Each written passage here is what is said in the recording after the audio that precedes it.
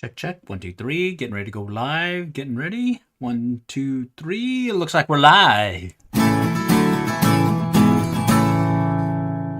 Welcome back to Real Cast Fishing Podcast. Your host, Glenn, with the City Valley Fishing Field Team, COAF Field Team from YouTube. In this round, what do we got for you? We're talking about the Little Red Book of Fly Fishing.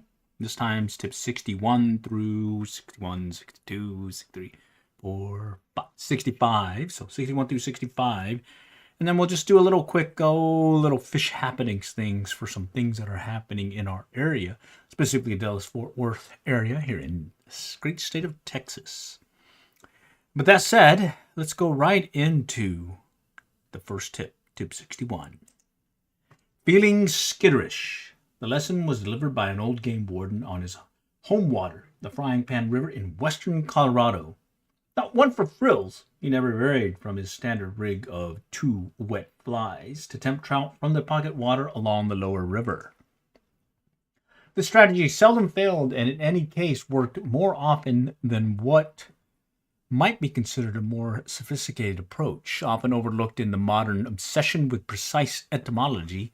The ancient art of skittering wet flies across the surface remains as effective as during the days of Walton and Cotton. Hungry trout seldom refuse a fly sliding along the surface, and this replication of something so patiently alive also serves as a wake-up for fish that might be off their feed.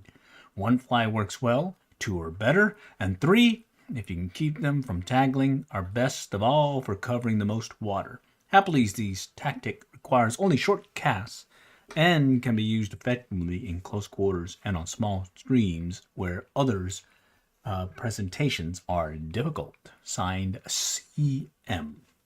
All right, cool one. Let's go back to the title. It's called Feeling Skitterish, and they're talking about some lessons learned from an old game warden and about how to skitter a particular, a fly across the surface using 2, possibly 3 flies. I've done some skittering in my, forays out in the field. And it's worked, so I'll just give this one a thumbs up, and let's just keep going because bottom line, when the opportunity's there to skitter a fly, I'll definitely use it. And you just got to keep your eyes open and just observe the situation to see when and why you should probably try attempting this, especially if you, what is it when you see a lot of trout just kind of lurking in a particular area and they're just feeding and you've just thrown everything at them. Well, hey, here's another technique to put in your back pocket to see if you can try getting the strike. Skittering. All right, number 62. Negatives into positives. Faced with conflicting currents that make standard dead drift nymph presentations problematical, consider making that contrary flow your friend. Simply turn around and quarter your cast downstream, allowing the tricky currents to help manipulate your fly in an enticing manner rather than struggling to achieve an effective drift in the other direction. The notion is to make your fly imitate a struggling organism or an insect emerging to the surface. Here's the drill. Use a split shot or comparable weight to sink the fly, then bring it to the surface by raising the rod tip. You'll both feel and sense the strike, which may also come at the end of the drift when the fly is hanging near the surface. Western Coachman is a favorite fly for this technique are the Prince Nymph and various caddis emerger patterns. This also is an effective method for traditional wet fly patterns. Signed, CM. All right, let's go back to the title again. Negatives into positives, talking about when you're faced with conflicting currents and you're going to dead drift and the presentation is problematic. Turn around and quarter your cast downstream. Yeah, I've done that. All right. Yeah, this is another one to keep it on. I have to use the Prince Nymph. I haven't used the Western Coachman. May have to try that next time. Anyways, keep that in your back pocket. The negatives into positives. Let's shift on to the next one. Tip 63. When in doubt, set the hook. Ooh.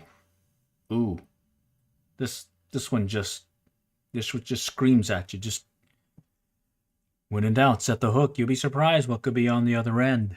All right, let's go for it. Always curious about the mysteries of trout fly fishing, Jack Dennis took an underwater camera into a local stream to discover what really happens when an angler's made presentations to fish beneath the surface. Among his more revealing discoveries, anglers failed to detect 40% of the strikes they received using conventional nymphing techniques, particularly with indicators. The reason? Invariably, the problem was too much slack in the line. Dennis found that the fish feeding actively on a plenitude of insects floating past their noses seldom moved much. Rather, they simply held their position and opened and closed their mouths. In such situations, anglers failed to realize when a trout had taken the artificial fly. In feeding situations with fewer insects, when trout drifted up or darted sideways to take the artificial fly, the line often moves sufficiently for the angler to detect the strike. One solution to light a bite is to get as close as possible to the fish, eliminating as much loose lines as possible. Excuse me. But the ultimate cure for missed strikes is keen concentration, setting the hook at the slightest pause in the drift.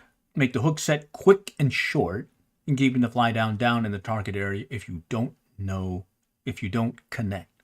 Signed, CM. All right, let's go back to the title on this one, and it's called When in Doubt, Set the Hook, and it talks about, they did some underwater views of trout taking flies, or at least nipping at flies, and it looks like a lot of times the angler didn't even know that that was happening to them. So in that situation, it's probably a good indication that... Oh, sorry. I had to sneeze on that one. It's a good, sorry. Wow, allergy season here. I sneezed again. It's probably a good indication that, well, maybe you need to set the hook when in doubt. And, well, I go back to the Hank Patterson fly fishing videos that he was posting, and one of his things is when in doubt, just set the hook, and he gives a really good example in a comedy skit that just, well, it makes the point that when in doubt, set the hook, because you'll be surprised. Sometimes there is something there really, picking away at your fly, and that indication, however slight, setting that hook will make a difference. Okay, number 64. No clear indication. Decision to use a strike indicator for nymphing is usually a matter of preference rather than necessity. You can catch fish either with or without an indicator, without its balsa bobber, piece of yarn, or a large buoyant fly. Success generally depends upon conditions. Short line nymphing without an indicator often works best in a swift, deep run where you can get close to the trout. Often you'll feel the strike directly and quickly, and an advantage over the delay caused by the slack line common with indicators. On the other hand, an indicator helps deliver a good presentation at a greater distance and offers a good visual for those who need to or desire it. Should you choose an indicator? Select a system that allows for quick depth adjustment. A critical element in presentation or in presenting the fly in different locations as you move along the stream, a reluctance to change depths may be the most important reason for nymphing failure. One variable is beyond dispute. In a strong wind, get rid of the indicator. It's like casting a kite. Plus, it catches the wind when on the water, accelerating the speed of the drift. Signed, CM. Okay, I've been guilty of this, where I've used a indicator system that really just locks me in, and I'm hesitant to make any changes because, well, it's just a pain to go and reset everything. The other thing is when it's been really windy, yeah, I've been guilty there, where I am casting that kite and that indicator is just skittering or just shooting across the surface. Definitely not a dead drift. Probably a good one to keep in your back pocket, that when you don't, or when there's a lot of wind, maybe stray away from the indicator. All right, last one this round, number 65, first impressions. In a similar vein, the first cast to a feeding trout, either at or beneath the surface, is by far the most important. Make the proper presentation right off the bat, and your chances for a hookup skyrocket. Show the wrong fly or miss the mark with the cast or drift, and you'll likely put the fish on alert that something is amiss. You have only one chance to make a good first impression. Take pains to make that shot count. Signed, CM. All right, so that was tips 61 through 65. And in this case, that first cast count, well, that is true. I've blown many chances because I spooked everything because I really didn't do well on that first cast. Anyhow, well, next round we'll go on through 66 and on, and we do it in 5-tip increments, and hopefully you'll come back and take a look at, or at least listen in on some of the stuff we have. But for this round, a little plus for this episode is some recent, well, I went fishing today. They stocked the local pond over here at Town Lake in McKinney. They held the Derby yesterday. It's a fun event. Unfortunately, I was not able to make it there, and the temps were really chilly. But luckily, temps climbed up today to about the 40s and 50s, and I made it out there and took out the Bait Finesse, aka ultralight bait casting gear. And well, here's a short video give you an idea of how I was doing. I was pretty much using some lightweight and a power worm and getting them to strike here. I did see a couple of folks fly fishing, and I did not see much action there. And then I did see some other folks doing well on power bait and bait in general, but it seemed like those folks that were using I guess power bait or power worms as well as the mice tails were doing really well. Now Charlie here, Charlie's gonna have to assert authority. So for those that are watching on the video, Charlie, my dog, well, he sent us something. Come on, Charlie, settle down. All right, let's have him go check out things. But anyways, that was fun. The trout stocking there. There's going to be another trout stocking in our county here in Collin County, Texas, in Murphy, Texas. And then there'll be a couple of events that you want to keep out for. I think next weekend it's going to be the Texas Freshwater Fly Fishing and Brew Fest. Oh, Charlie. All right, bear with me. He's really asserting his authority today. Texas Freshwater Fly Fishing and Brew Fest. That's a good one. That's going to be over there at the Mesquite Convention Center. And then keep in your back pocket, TRWD Fly Fest. Tarrant Regional Water District Authority hosts a fly fishing event at the banks of the Trinity River. It's a great opportunity to get into fly fishing.